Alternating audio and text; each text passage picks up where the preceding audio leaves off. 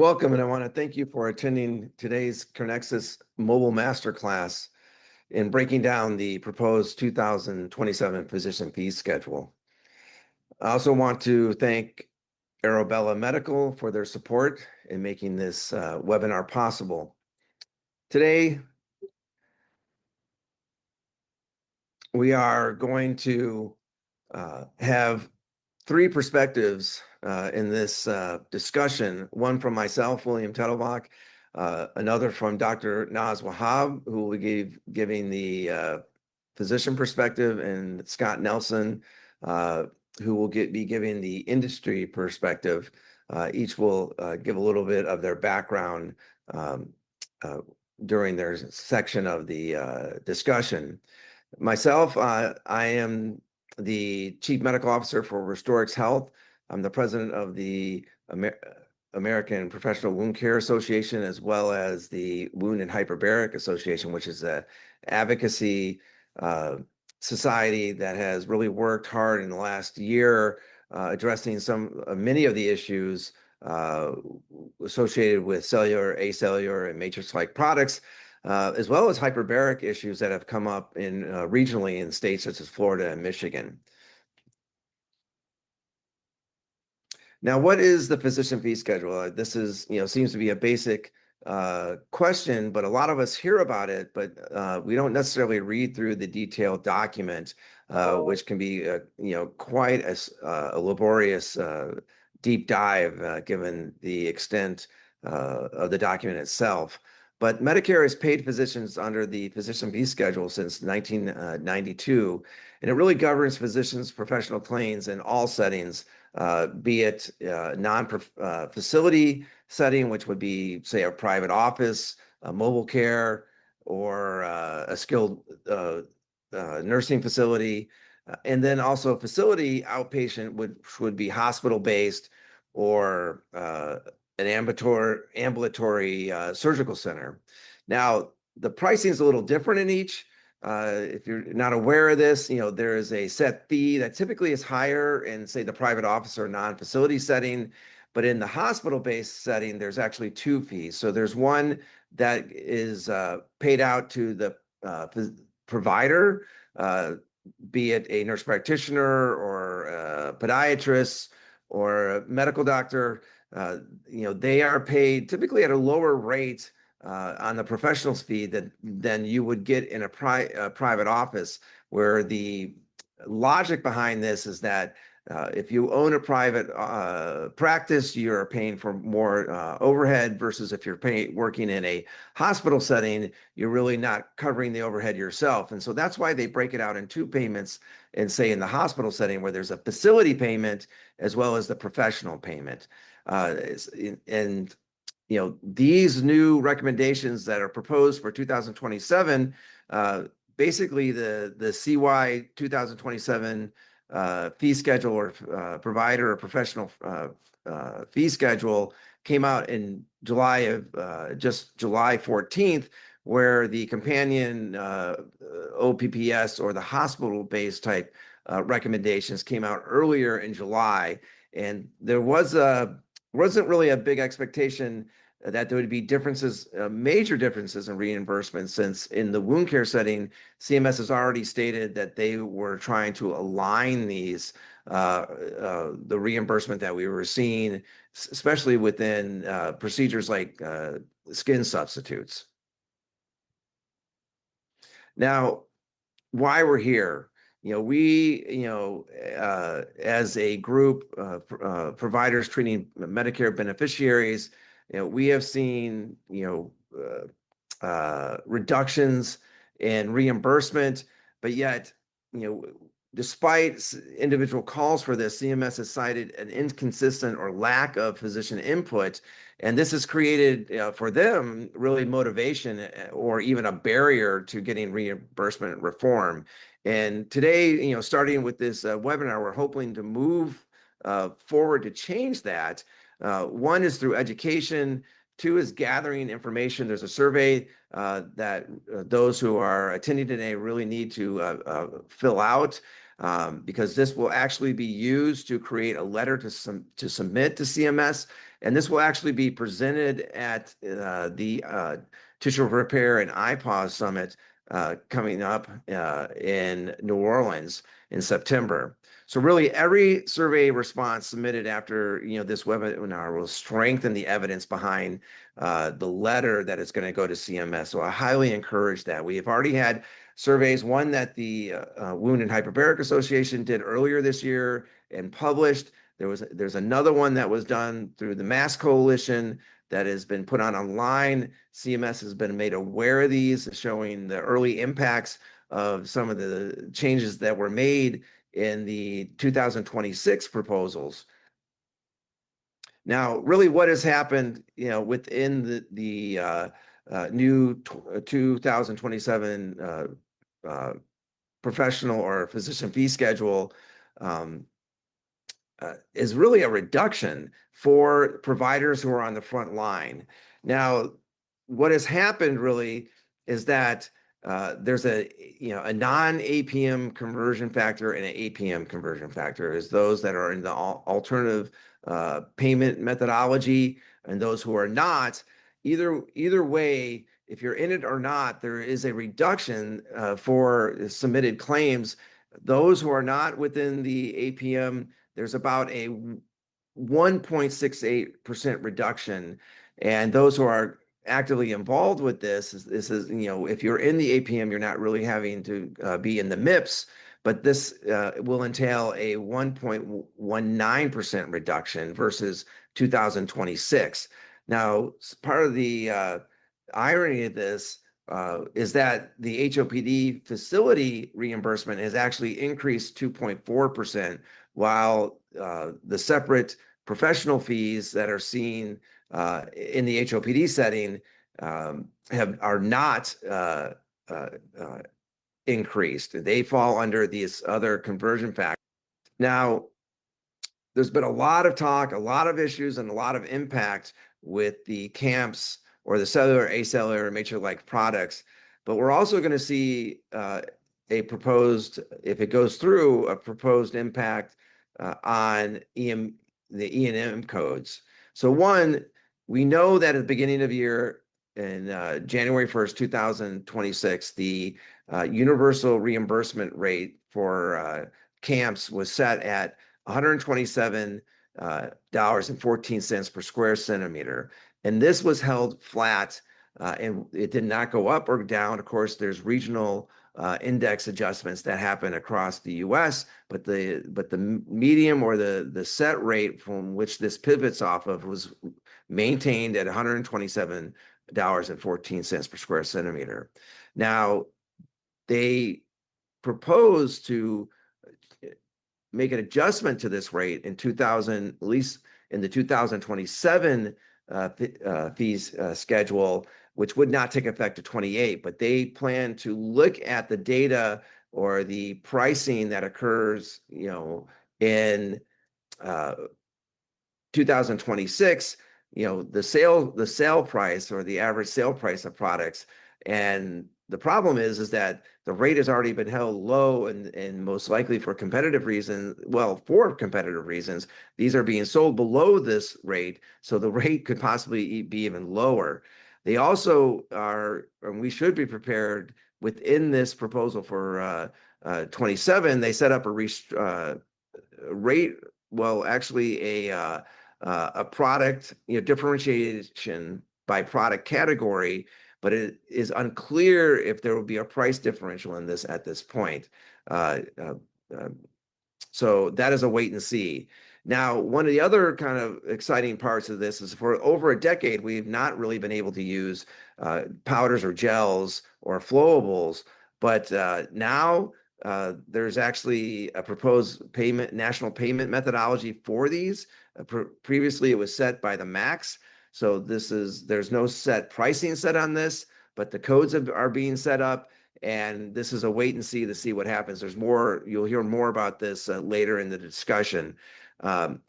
So you'll actually have to make more choices moving forward, and are you using flat sheets, or are you going to use a gel, or are you going to use powder? And this will be new for a lot of us since we have not used these type of products in years.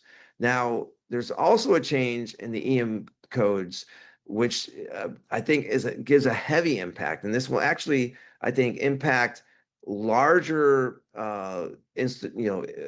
providers of wound care, say like management companies or large institutions, say like HCA that have wound cares across the United States.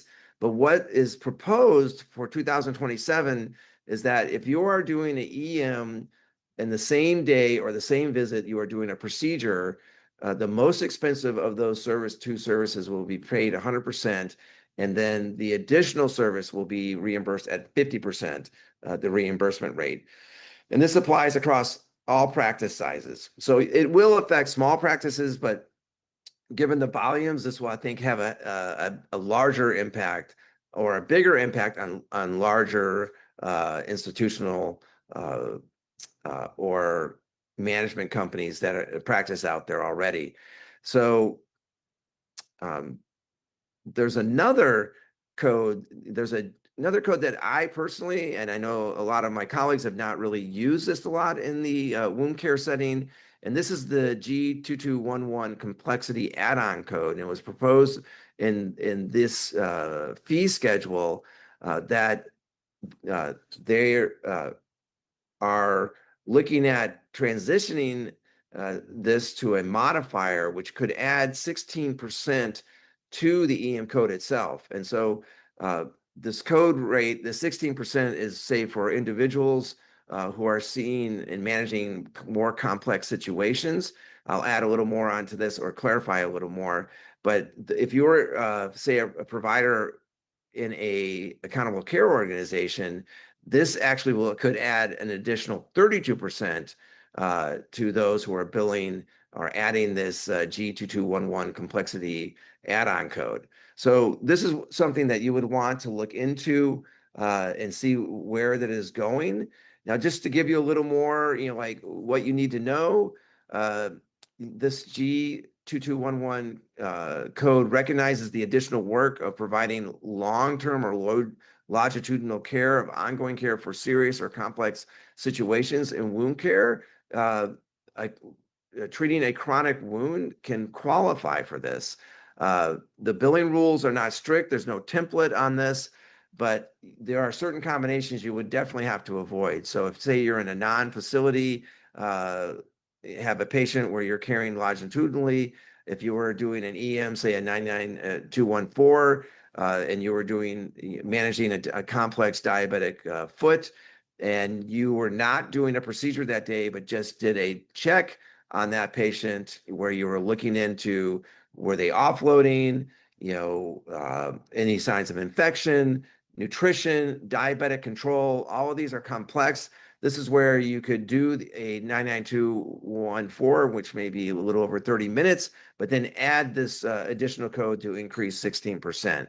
Again, if you are billing, it's been stated in the document that if you are doing a procedure or adding a 25 modifier for the EM, you would not add a G221. This would be denied. But if you were, say, in the hospital setting, the same thing as in the private, if you were doing an EM code of 99214 and you could add this G2211 where no procedure or, say, surgical procedure was done at that time, or a procedure, CTP procedure was done, that could be a payable claim. Again, the current G2211 rules are, governed by the 26 billing, are, MAC dependent. But again, this, I think if they're changing this to a modifier that you would add to replace this, this is something you need to follow with the MACs and look towards nationally as well. But my recommendation is to look into this deeper. I have not been using this, but I will definitely be looking into this for the organization I work for. But also I personally see patients myself with my own billing. And again, this is something I think could be beneficial with all the reductions that are happening. This could help offset that a little. Now, there have been also significant changes with real-time fluorescence imaging. What has happened is that there is a new permanent Category 1 code, which is in the 976 range. This was created in September of 2025. It replaced the Category 3 code, but this real-time fluorescence wound imaging that we use every day to identify bacteria, help determine if we need to do further debridement. It's billed, per episode, but what is happening with this is that it is now sending a signal that by getting a Category 1 status, that this is an established medical practice. It creates a foundation for national coverage. And so this is something that we need to look for in 2027.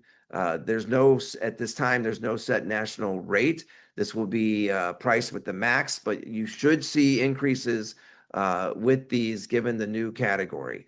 So this has already been shown through research that it helps improve debridement.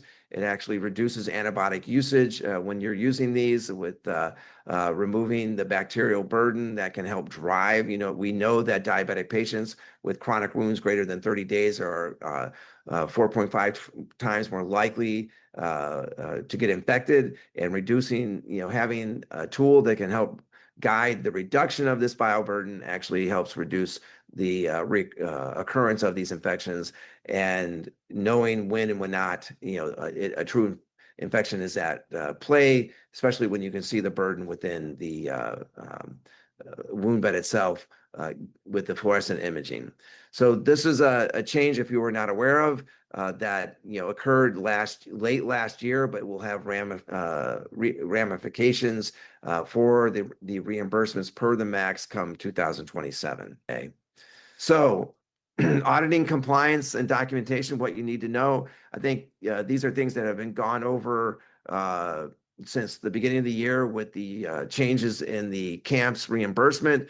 But again, documentation is key on staying out of audits, passing audits. Even though these can be at times difficult to have reversals, if you don't have the right wound size that are measuring that you measure up or match the size of the camp that are using, that is going to be a flag that will actually create an audit. EMs must clearly, if you're doing an EM with a procedure, they're focusing in on this. You must have clear, separate, identifiable diagnosis or a new condition that is different from what you're already treating. In other words, if you're following up a cellulitis, that is not a new condition, but if someone's coming in with a new cellulitis from a complex wound that you're following, that would be a separate identifiable condition and has medically necessary indication to treat.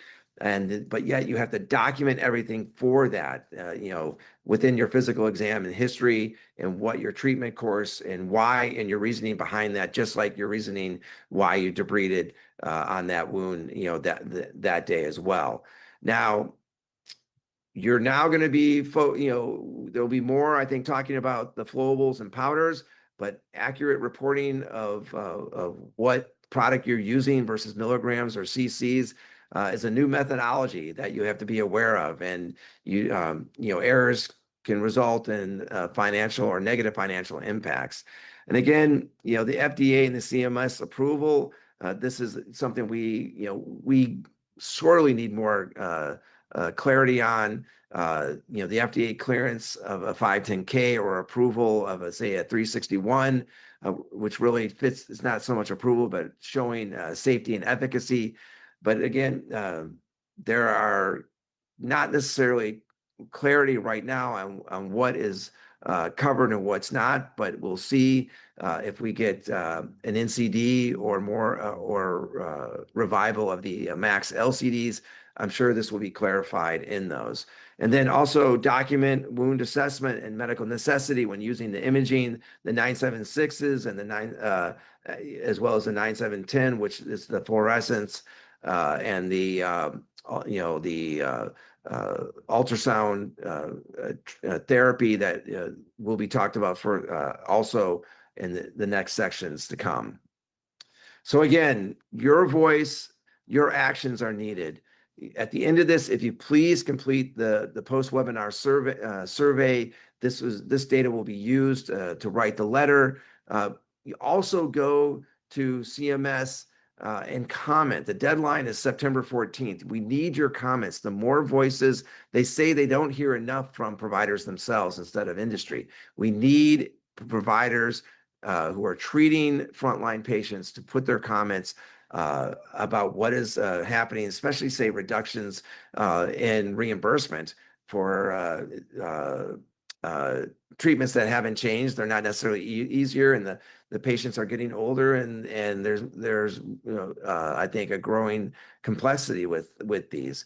So also we have a summit coming up where the data will be presented from the surveys. This is September 10th at the Ritz-Carlton in New Orleans, the iPods and Tissue Repair Summit. I encourage you all to participate, to be delegates and attend this.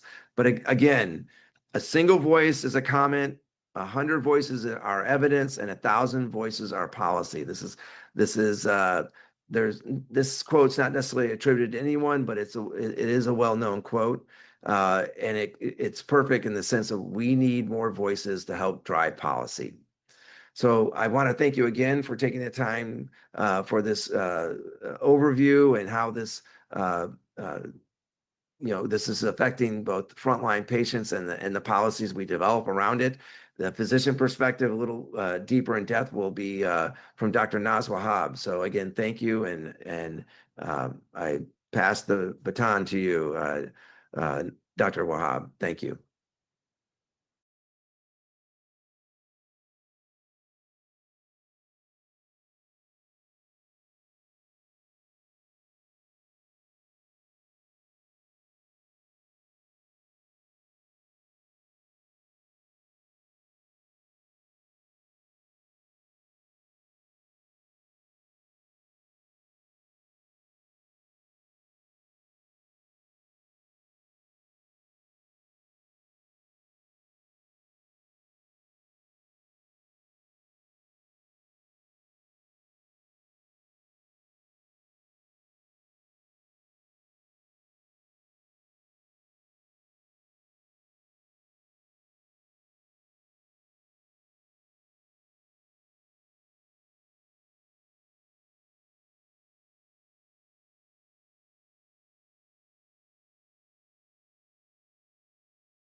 Oh, thank you so much, Dr. Tuttlebach, for that insightful presentation as well.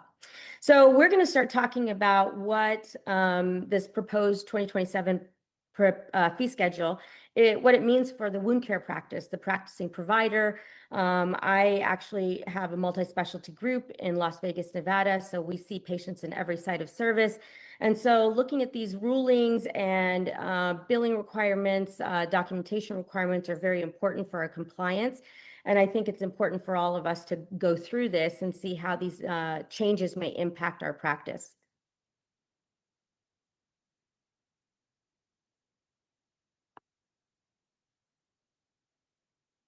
Why this rule cycle matters for wound care? Well, of course, I think we all kind of know that this is following the 2026 ruling where, they reclassified the skin substitutes and slashed payment rates. There was a grave overutilization and a burden financially on the system. And so therefore, we're here for the next 2027 ruling and what this might mean and the changes directly related to our practice as providers. Just so that I think we need to keep in mind that CMS frames the 2027 program as a program integrity rule. They're really looking at several proposals directly targeting the patterns of the OIG, which were flagged as high fraud, waste, and abuse. And so they're trying to make amends for these areas that had the gaps. And so wound care actually sits in the intersection between the four proposed changes, which is E&M valuation, skin substitutes, remote monitoring, and new image technology. And so we're looking at what changes 2027 may have for us. Now, again, this is proposed. This is not in actual utilization at this time. This would be proposed for January 2027. So one of the first things is the E&M payment and the G2211 codes. So currently the G2211 code is a standalone code that was used to help CMS understand who has a longitudinal relationship-based care. They really do want this. They want us to have a longitudinal relationship with the patient, particularly when we're taking care of chronic care conditions. We cannot just have a one and done type of relationship. This is a longitudinal. For wound care in particular, we're seeing these patients on a weekly basis or every 2 weeks, but we're seeing them over a period of multiple months trying to heal this wound. And we're also creating, we're sort of the gatekeepers, and we are ensuring that the patient is seeing their cardiologist, their vascular surgeon, their endocrinologist. And so we actually help to shape and care for that patient in multiple ways. And so this G2211 code was created for that. But currently what's happening is that the G2211 code cannot be used in combination with an E&M and a zero-day global minor procedure. So for example, if you use a 99214 or 99213 with a 11042, they first of all don't like that. They don't want for you to be doing that. And two, they created the G2211 code so as to create this longitudinal relationship instead of saying that you're managing all of these other disease processes. The wellness visits, annual wellness visits and vaccine administrations and Part B preventative services remain outside of the exception for the G2211, but those are probably more for primary care physicians than us. And that right now there's no automatic reduction when the separate procedure is the G2211 code is billed alongside a significant separately identifiable E&M code. But now the proposed 2027 ruling is showing that the G2211 code would be deleted and replaced by a percentage-based modifier, which is attached to the E&M base code itself. The modifier would then indicate a 16% increase at each visit that you use that modifier. And clinicians that are specifically in AACOs get an enhanced 32% increase, which is tied to their CMS push towards accountable longitudinal primary care. CMS proposes cutting payment by 50% for the lower valued service whenever a significant E&M is billed with the procedure on the same day. That's been in place, but that's something that we should be very cognizant of. But this new modifier that they're proposing would actually give us a 16% increase if we utilized it with the E&M code alone. Skin substitute payments. So this has remained pretty steady now. 2026 was a reset. Obviously, they changed the skin substitute classification. They reclassified it from a separately billable biologic to an incident to supplies. It created a national per square centimeter rate at $127.14, which then was extended really to sheet products. This is the current 2026, what we're currently billing. The 2027 proposal, though, extends to non-sheet products. And so that would be your particulate matter, the powders, the gels, any flowables. And so they're trying to close that gap that was not previously mentioned and keep that at $127.14 methodology as well. And that there would be new codes utilized if you use these non-sheet products. So the G0681 to G0684 would be used as the application codes for non-sheet skin substitute products. Also in the ruling is the outpatient prospective payment system and the ASC, the ambulatory surgical center facility rates are proposed to be an increase of 2.4%. But if you're using skin substitutes in those areas, their reimbursement would still remain $127.14. And then the Part B drug inflation rebate exclusion narrowed for skin substitute license as biologics. I personally said that there's no current products are affected by this, but there are a few that are specifically used for burns or very specific disease processes that are rare in most wound care facilities and practices. So I've sort of excluded that here. Debridement holds pretty steady. And so really, coating still follows the deepest tissue that's actually excised. I think we kind of know this already. It's not based on the depth of the wound, but they really want to see that it's subcutaneous or muscle fascia or bone that's being debrided and excised. The square centimeters and the additional codes per additional square centimeters of the wound size remains unchanged. This exactly is the area that the auditors are really kind of scrutinizing right now because the rule text hasn't changed. And so the documentation is what carries the burden of proof. So we really need to be very specific about our documentation. Expect continued LCD expectations for measurable wound progress for repeated debridement. So what they're really looking for is that you're seeing a 10 to 20% size reduction within the 30 days to justify repeat debridement. And they're really looking at this in our documentation. So we should be keeping this in mind. Real-time fluorescence imaging has now is maybe a new dedicated pathway that they're looking at for 2027. They've said that they want to have a payment for new Category 1 CPT codes. So they've acknowledged that the real-time fluorescence imaging can have a Category 1 CPT code covering real-time fluorescence imaging used in detect bacterial burden in wounds. So we're really talking about bacterial fluorescence more than any other type of imaging modality. They're really looking that that they're looking to give an RVU designation, which they already have, but they have not put a dollar amount to that RVU designation. This is a good sign that they want to actually pay for these new technologies, but it doesn't necessarily mean what we're going to be paid. And so we have to kind of look at the final ruling and see if these technologies and adopting them into our practice is how that financially impacts us.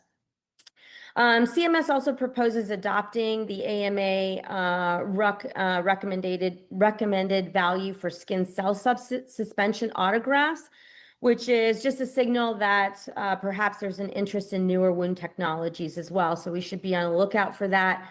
Again, it's not complete, and so it's very difficult to make any kind of valuations. But again, we should comment on those if those are things that we want to be using in the future. The end of our outsourced RPM, which is remote patient monitoring or remote technology monitoring. This is, I think previously what people were doing was outsourcing this remote patient monitoring to different companies. Now what they're proposing is that we have to have a direct employee requirement if we are billing for this remote patient monitoring. So the services could only be furnished by clinical staff who are direct employees of the billing practitioner or practice. So third-party staffing or vendor arrangements would no longer be billable to Medicare.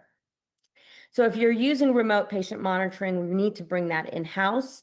OIG also flagged practices that build remote monitoring for patients who never for providers who actually never saw any of these patients. And so they didn't have a patient provider relationship. And so they're looking for that particularly. So that's why they're wanting to bring it in-house. And also that the valuation and structure is changing. So they're really looking that CMS proposes reduced practice expense valuation and is exploring consolidating existing remote patient monitoring codes into new bundled G codes. Again, something that we might want to consider actually commenting on as well. Wound care is really on the top of the federal enforcement priority list. We all know the reasons why. Wound care led the DOJ's press release on the 2026 takedown. The department's National Fraud Enforcement Division named it as a standing priority, not a one-time sweep. CMS also stood up their multi-year 6-state prepayment review model, which is that wiser model that we mentioned on multiple lectures over the last couple years. And then the DOJ leadership has publicly stated that the Skin Substitute False Claims Act cases are already in the pipeline for 2026 and beyond. So we really need to be cognizant of our documentation and how we're utilizing and creating policies and procedures on how we're utilizing these skin substitutes. What gets reviewed and what your risk is if you're found liable. Medical necessity documents, we still need very good documentation on wound measurements, tissue depth, and photographic support at every visit. Whether the debridement or graft codes match the deepest level that's actually excised, not just the wound appearance. So we need to not just use this the decrease of depth, but actually describe what the depth of tissue excision is in our documentation. We need to also be very cognizant of our financial relationship with skin substitute distributors and manufacturers for kickback risk and anti-kickback statutes. They're really recommending that the authenticity of the patient-physician relationship be very clear, especially when discussing remote monitoring and telehealth originated referrals. And then EHR integrity, so electronic health record integrity, templated or cloned notes are a recurring red flag in the recent settlements. And so we need to be very cognizant of that. Obviously, if we're found liable, these are the different types of penalties we really have. There's monetary penalties. There's penalties that are prescribed through other damages from the False Claims Act.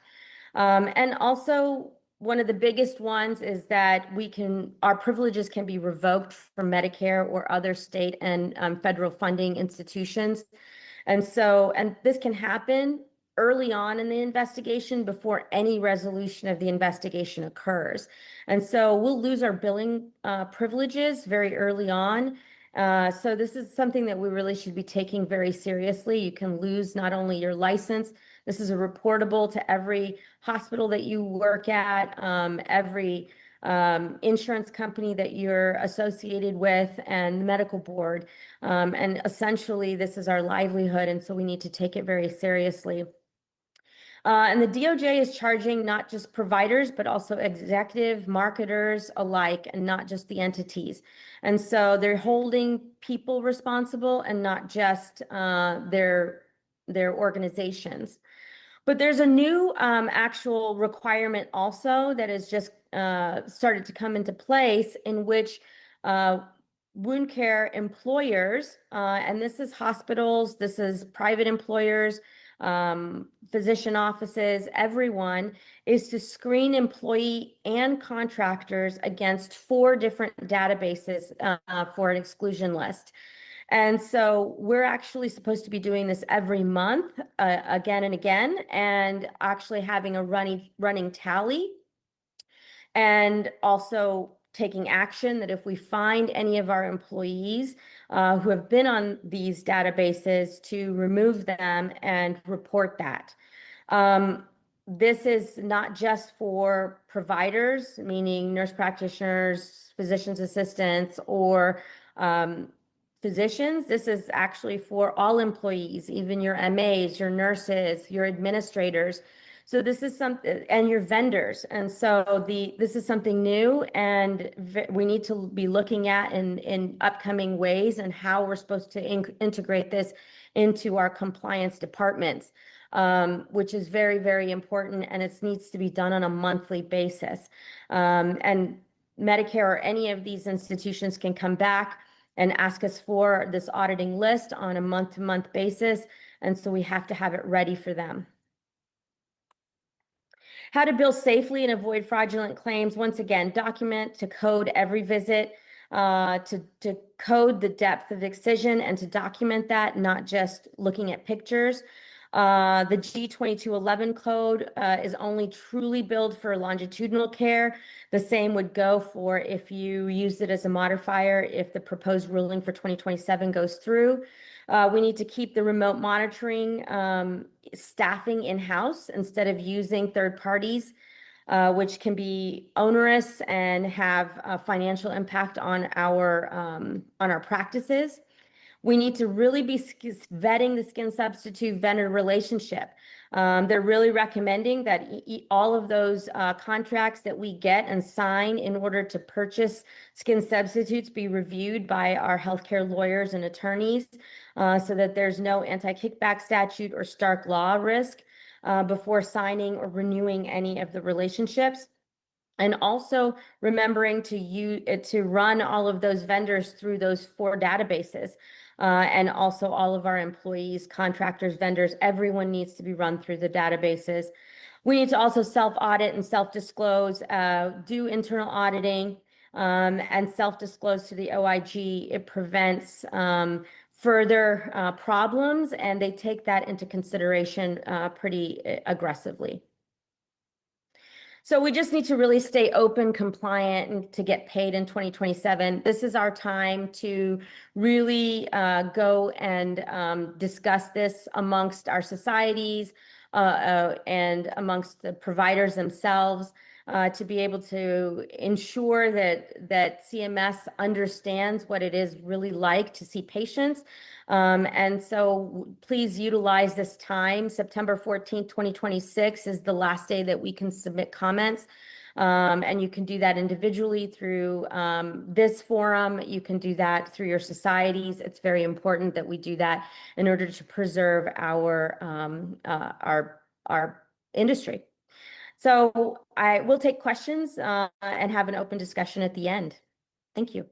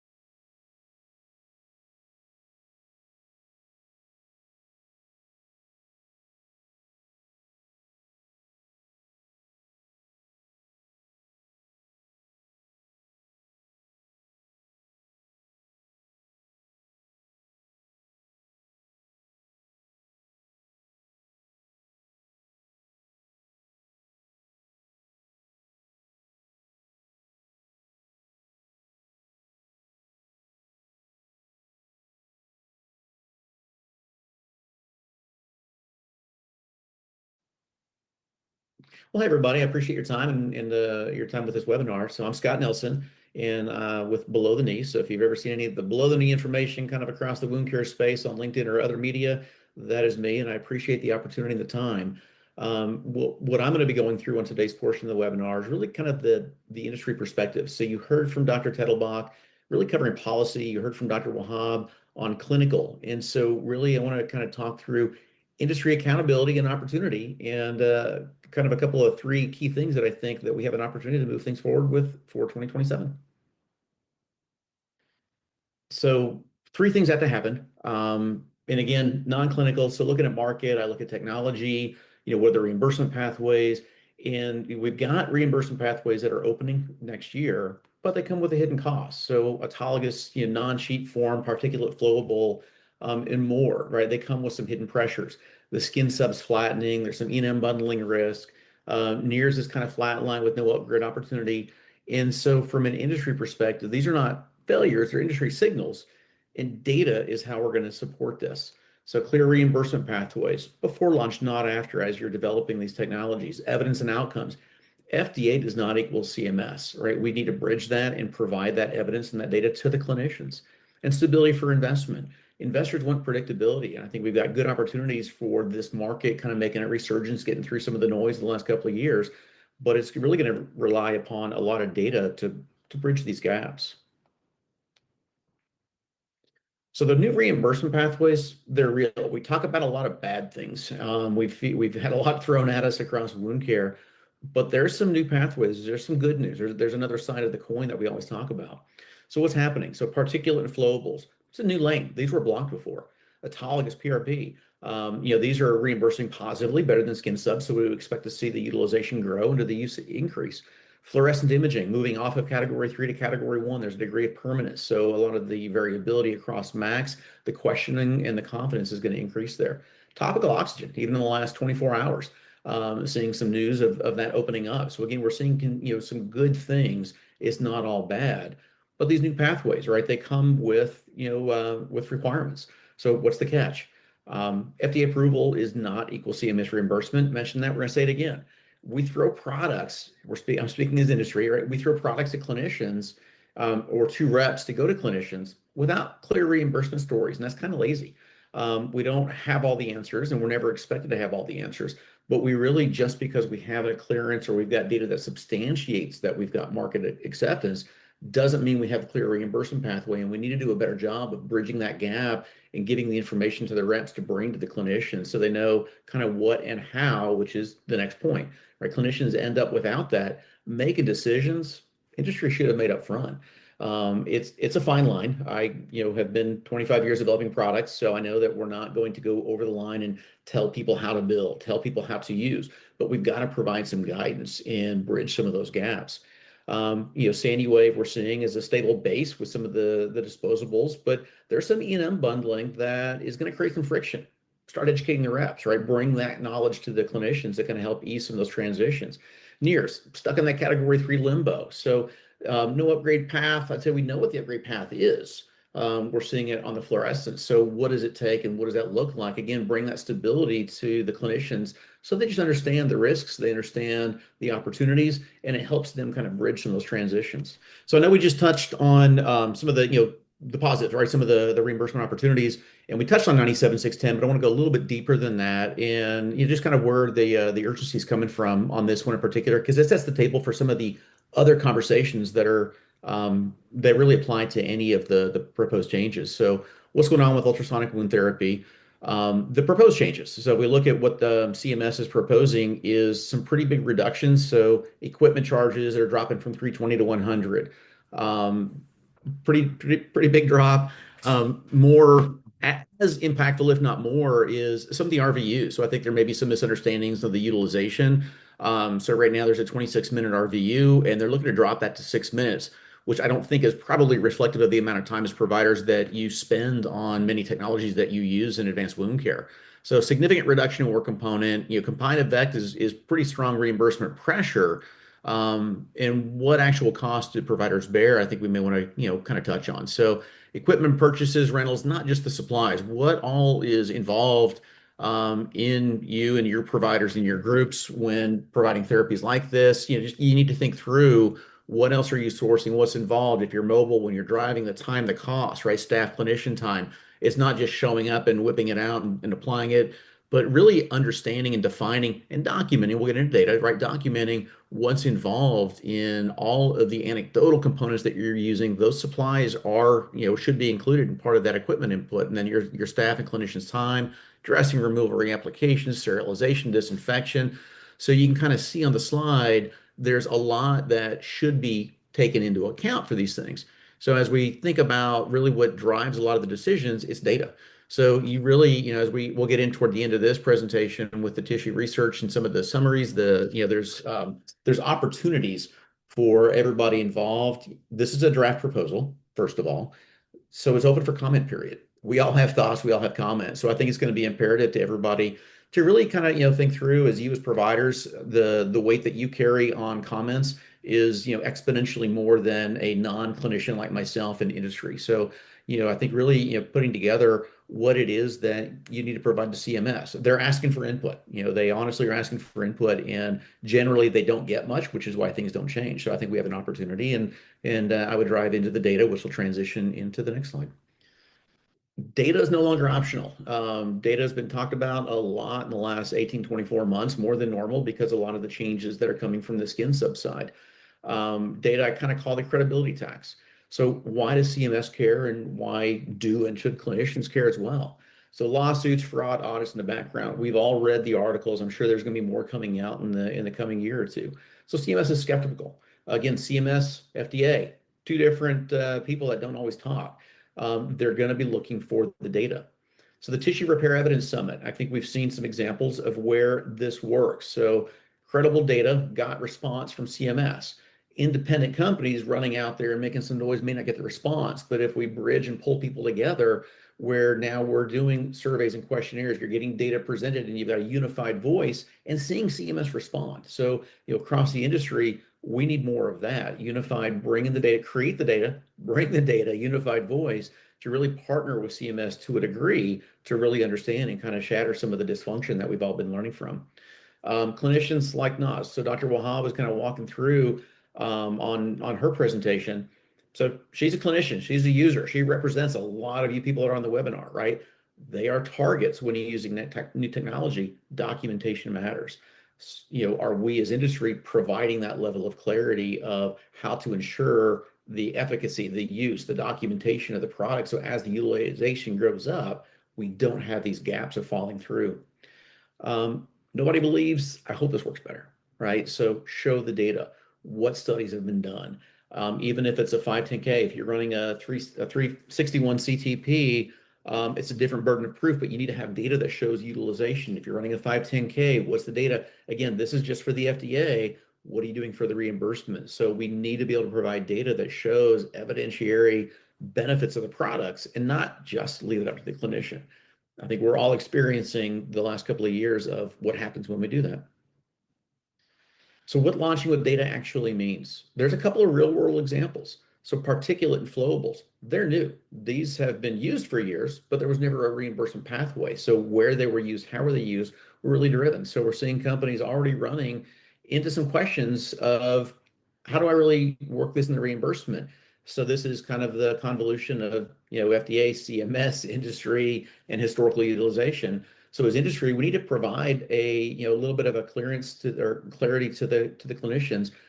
We're coming in a world of square centimeters, and now we're talking about cubic centimeters, milligrams. So kind of what does that transitional volume math look like? It's a little gray. So that's where I think we can help package the answers a little bit so clinicians are able to utilize these things, take advantage of the reimbursement opportunities, but also kind of hedge a bit of protection. Autologous blood-derived products, reimbursement just improved. They certainly are going to be reimbursing better than skin subs in the current environment. So we would expect utilization is going to grow. Outcomes data is a little thin. We just saw that with skin subs. Utilization, reimbursement, loopholes, limited data. Look at where we're at. So, I think we need as industry to continue to develop data, kind of a common theme. Are we sure that the products are doing what they say they are doing? Prove it with data to then go back and justify the reimbursement if you already have the reimbursement.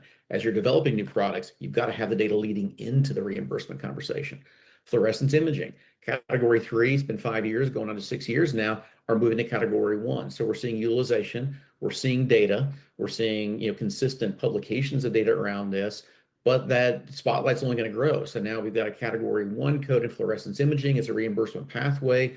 The best thing about this is we're going to see some of that shift of MAC variability move away, and there's a couple of moves from CMS that we're seeing. Hopefully that will improve that. That definitely creates some challenges with the variability, but again, this is a good use of data with technology driving adoption, and that removes some of those barriers.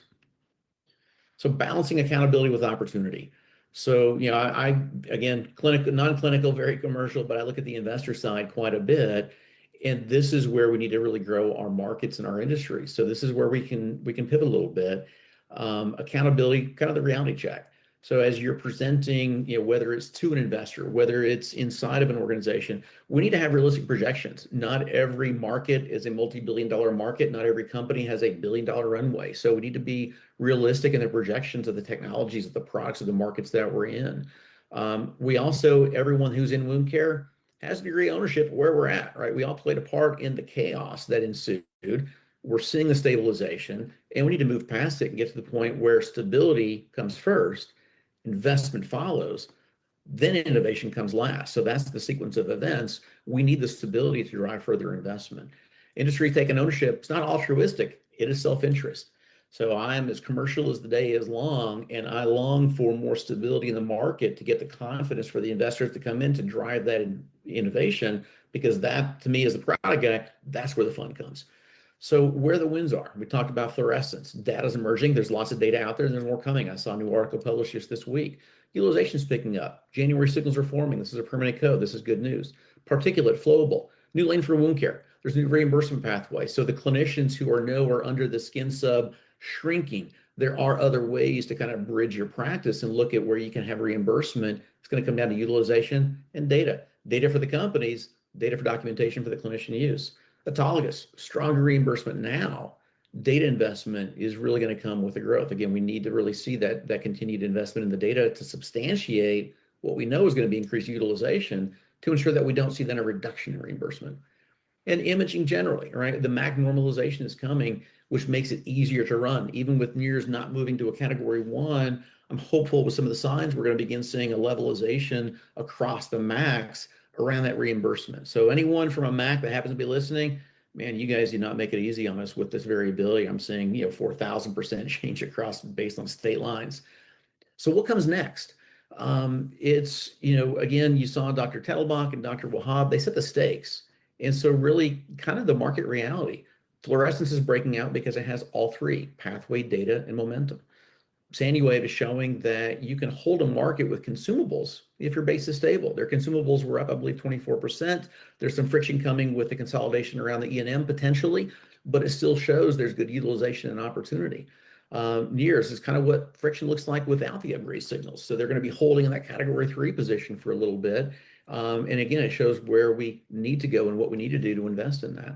So audit protection, now that the new technology, I'm a new tech guy, but new technology doesn't insulate you. Use the technology to help protect against the audits, but realize it's documentation and outcomes that ultimately are going to drive really what comes out. Audits are going to increase. We all know that. It's not going away. That's just going to be a fact of life for the foreseeable future. And so it's what can we do to protect the utilization on the industry? My view needs to be, have I created the regulatory pathway? Have I identified the reimbursement pathway? Have I provided that evidence and that documentation to the clinicians to make the best decision of what, when, and how to use? Then they need to develop the documentation to protect that utilization. So that's the cycle. So, I think long story short, it's a lot of good news. We're hyper focused on all the skin sub noise that's coming on, but if we look at the physician fee schedule and what's coming in 2027, to me, it's a lot of good news. There's a lot of opportunity. Stabilization drives investment. We get to go do more innovation, have new products, but we're seeing on the products that we've already brought to market, some doors opening, which are going to ease some of the burden. And it's a period of change. But to me, this is a good news story.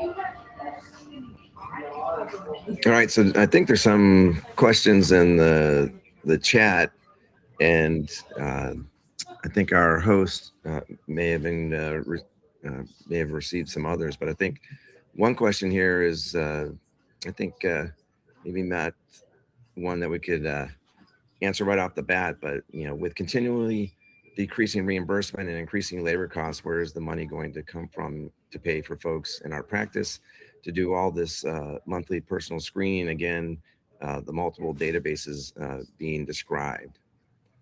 So, Naz, do you want to? I think we all can take a. There's a little bit of everything we've talked about, but maybe you can give part of Well, the. I mean, I'll let you know I'm struggling as well. I mean, our costs are just skyrocketing like we've never had before. So we're absolutely struggling. We're looking at anything that we can get for a greater reimbursement.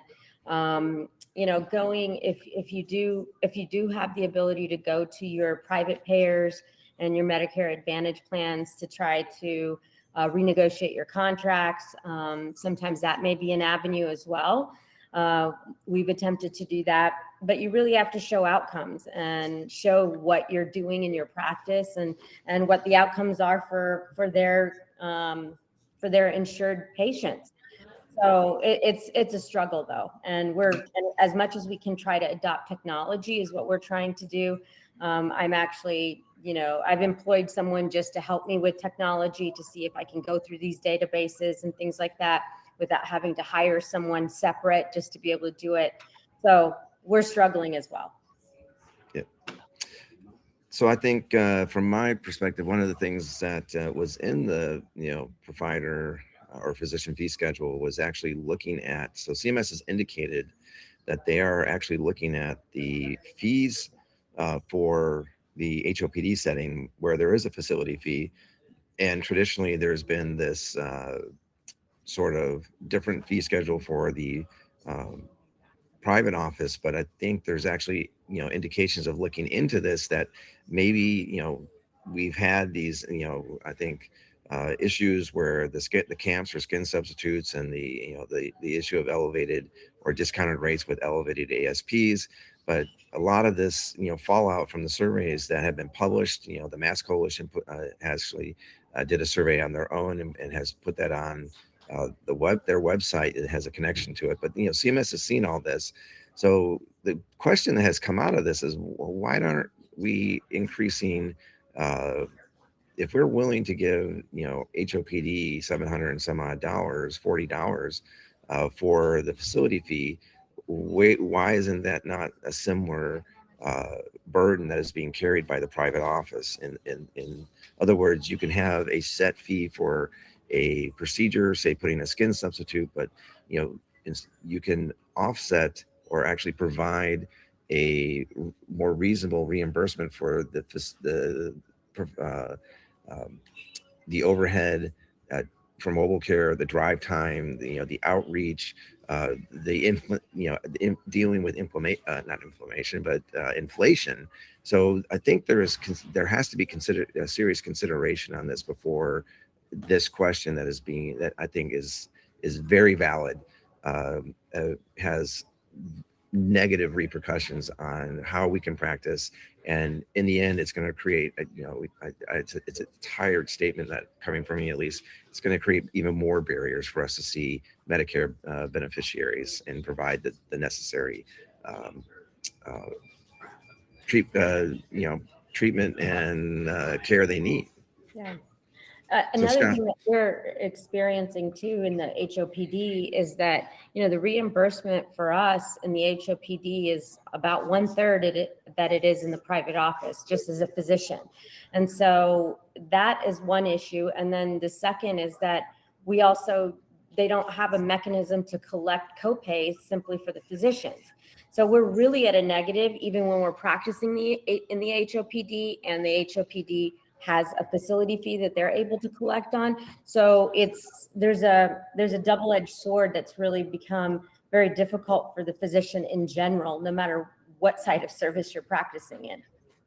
yeah, and the management fees that we deal with. I mean, the management, being in a management wound care delivery system, getting providers just because of everything you talked about to want to be there is becoming increasingly more difficult. Scott, do you have anything to add, or?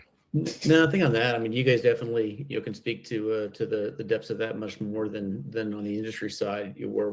For us, it's always still learning the real world of what all these things mean. So I think maybe also looking at, the next question, curious some thoughts on the ultra. This is getting into the ultrasound, right? So we're talking about that E&M separation of the high dollar versus the low dollar. So I see the question coming in is technically this now is a non-defined global period. So do you all think this is subject to interpretation? Because I think the 25 modifier is kind of a flag, not necessarily a hard line all the time. Curious your thoughts on the 97610. Is this going to fall potentially into? I mean, to me, this question is a bit of it's tough, right? I mean, there's interpretation, but because to me, it's kind of a hard and fast rule of the 25 modifier. If you touched it up thinking early on, Dr. Tettelbach, it's kind of what we're seeing with the E&M shift. So based on the verbiage today, if nothing changes during the comment period, do you see the 97610 falling into that, or is it going to fall outside because of the global? Well, yeah. So, even with the fluorescence or the ultrasound, these are, the IFU, the instructions for use basically, have 3 times, a week, or, that's not always feasible and your patients coming in 3 times a week, but mobile care and even getting somewhere with mobile care. But if that is, the procedure that is being done, and you clearly have, I think, a complication, a separate and identifiable complication, you will be able to use that 25 modifier. It clearly can't fall under a global because these are, one is therapy and you're using it the way it's instructed to. The other is the other one improves, using it improves, the care you're going to be giving that session. If you're doing fluorescence and looking and you see something that you didn't visualize with the naked eye, and you're like, oh, this is going to take some more time, and rightly so needs more time.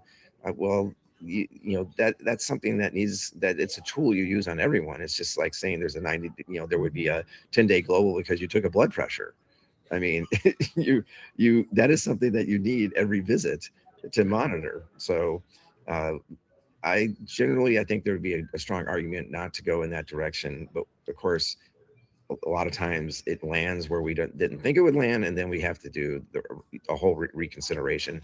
And if it's a reasonable discussion and you have, you can approach it that way, they will reconsider. I've had luck in getting things changed. It's been a bigger struggle because of all the headwinds with the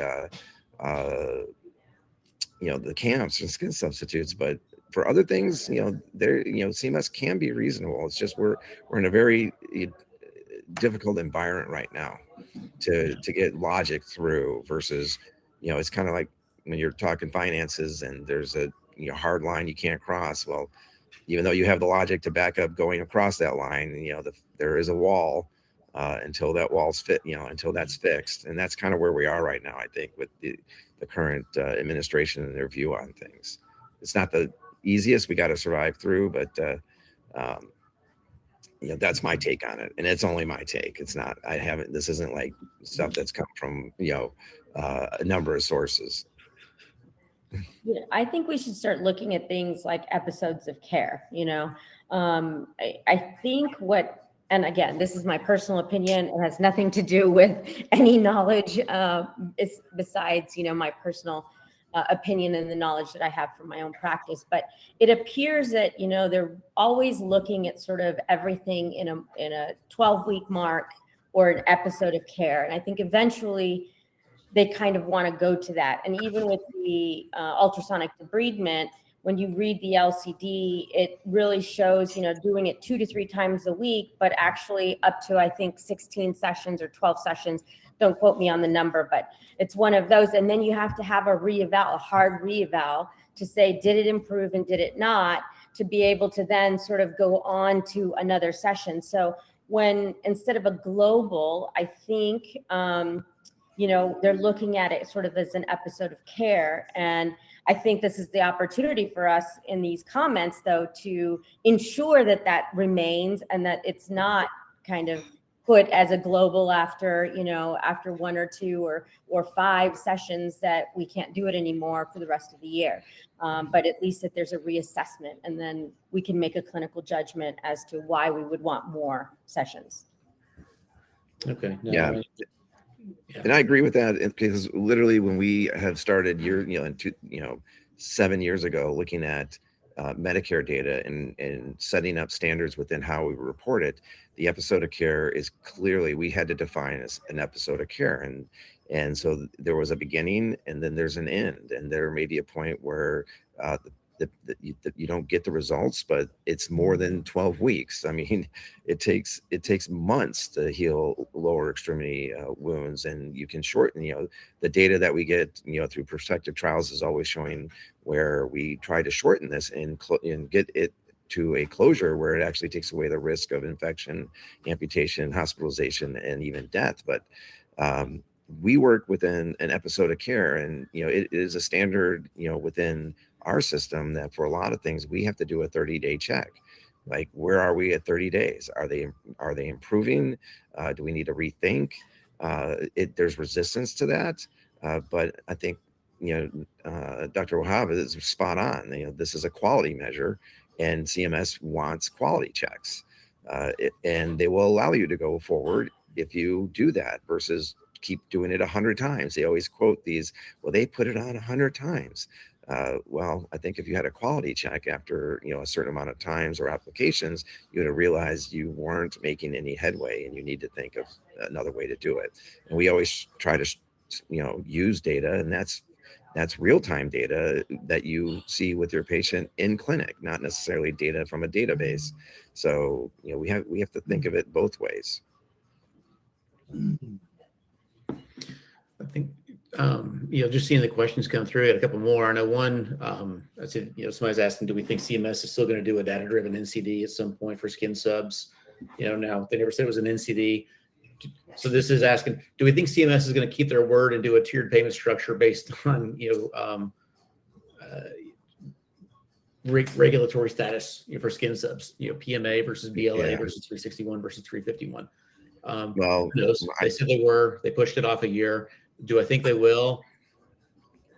50-50. Yeah. I don't know. It makes sense, but where else do we see reimbursement for a like product tiered based off regulatory clearance? Right? Where's the precedent set for that, even outside of wound care? Well, we even published a paper that showed little to no difference statistically between the tiers. What it did show is that every tier had a huge positive impact on outcomes. Like, if you didn't use any of those tiered products, you were doing your patient a disservice. And that's after 30 days of standard of care, of course. So they may have taken that to heart. There's no, there's maybe having things in a tier structure may not actually be what they want, because the 361s don't have as much regulatory oversight coming to market as a 510K. So maybe you want a PMA and a 510K and maybe not the other. But I think they're rethinking that process, especially with the last open session they had, listening session. That type of feedback was coming from industry, or some of the big industry leaders. So but by not doing, from industry's perspective, right, it certainly de-incentivizes me to want to go down certain pathways if the reimbursement is going to be the same, right? How am I ever going to recoup my cost from a PMA or a BLA? Well, they got to make the reimbursement universally acceptable. That's what's got to happen. Yeah. And so I'm like you, it's 50-50. It's a wait and see on that, because they were pretty adamant about it, and the fact that they pushed it off again is a sign, Yeah, that but maybe that's not. Sorry, go ahead. No, that may not. There may be a better way to approach it. That's all I'm saying. Well, I mean, I think, we got to look at this also the way, cancer drugs are, or, any kind of chronic disease. They're really, when you review those things, yes, not everybody, their cancer doesn't go into remission, or they're cured. But they, the studies support that it's efficacious enough to be able to use on a patient. And so we actually have to just really push back on, I don't care where you get your regulatory from, you really have to have some data that says that there's a benefit and that it's efficacious in some way. And then have the moral obligation of the provider to say, this is not working. We have not put the patient in remission, or we have not, fixed the problem. So we are not going to continue with this particular device or this particular modality of treatment, and we have to move on to something else. So I think that, again, this is an opportunity for us to educate CMS that, yes, we have to be looked at another chronic disease process, where we know clearly that not everybody is cured from those things. Yeah, and typically those drugs coming to market do have pretty, I mean, at least on, immune or antibody, type modulators, immune modulators, and others have pretty significant data behind them. But they've been running, into the same problems with pricing, and within the physician schedule, there's a 340B drug payment cut, and it is massive. It's I massive. mean, they used to be paid on an ASP plus 6%, and now it's going ASP minus 33.4%. So infusion centers pretty much will probably become a thing of a past, or it will be a neutral type situation for, say, HOPD type setting. Now, this is, again, as I mentioned, this is part of the, sort of the administrative mentality. But, the question also entailed, is CMS thinking about the NCD? I think the NCD is still a very good idea. There's still too much going on in the sense that, there is a provider driven lawsuit now against CMS, which would probably put their energy and efforts into addressing that versus an NCD. And there's legislation in play.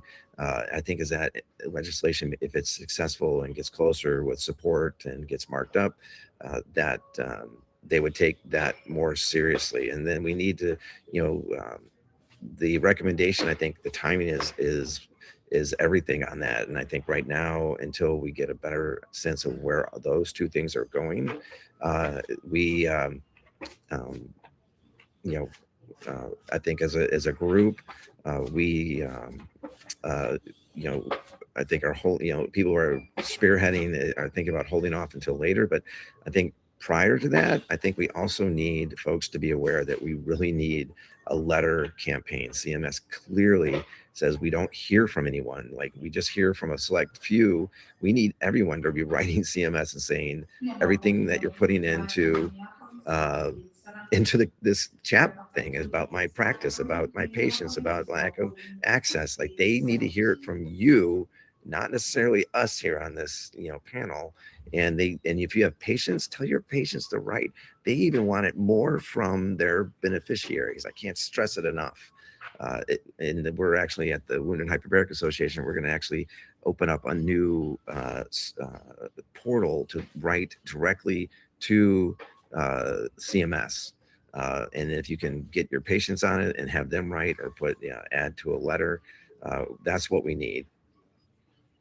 Yeah, and I see the last question or the last comment that, I'm acutely depressed because the cost versus benefit is rapidly crossing over to the negative. I am feeling the same thing, but I think that those comments need to also include the fact that we're already on a deficit with the number of physicians out there, period, in the United States. We definitely don't have enough wound care providers at all. They can see that simply from, the number of patients we're seeing, but we really do need to talk to them about stopping to villainize us, and that we're actually here to help, and not punish the majority when the minority is really the ones that needed to be reprimanded. So I think it's very important that we also make comments like this about our profession and what we're doing and how we can continue to do this every day. But they have to give in and at least recognize that we're trying to do the right thing. I agree. I mean, more letters. I think we've got almost 8 weeks left of the comment period is one avenue. Yeah. I know there's been calls for, if you've got patients that are being impacted, from, I know CMS was looking, I think what you're doing at the Wound Healing Society. So that's what everybody can do. You know, there are defined and clear and prescripted channels to channel this information over. And if we don't do it, it's on us. And so I think everyone listening and everyone in our networks, this is our industry. So I think we need to kind of grab it and try and control it, but we've got opportunities. Yeah, and I think, you know, the last one is like, well, we can generate boilerplate, but we want to do something a little different than having the same letter coming in. But again, you know, we need to hear from everyone.